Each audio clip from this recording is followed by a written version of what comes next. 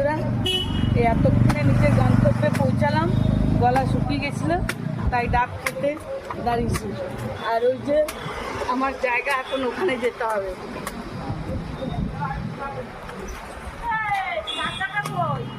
ওইখানে ঢুকে যাবো, ব্যাস। তারপরে আবার বেরিয়ে যাবো। তারপরে কি খাই না খাই দেখাচ্ছি।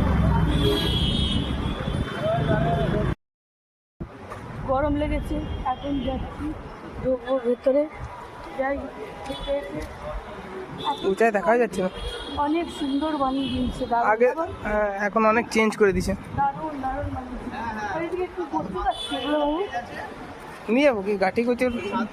না না, গাঠি কচু ইয়ে কি বলে, দুধমান কচু। না না, দুধ মাত্র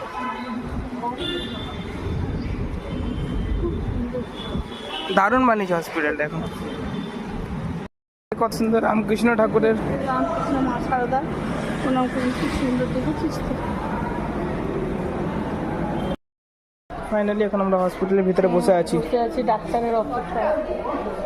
ডাক্তার কখন আসবে জানি না, কোথায় বসবে।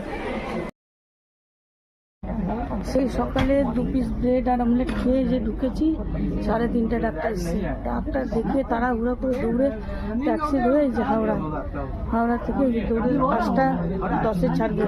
আর আমরা 5টায় ঢুকলাম ট্রেনের মধ্যে। আর এই যে খাবার নিয়ে উঠেছি দৌড়ে দৌড়ে, যেমন তেমন যা পেয়েছি তাই। এই চিকেন ইন্টারনেট নেওয়া হচ্ছে আর স্প্রিং রোল। এই আজকে বন্ধুরা, আজকে দুপুরের সব খাবার এটি।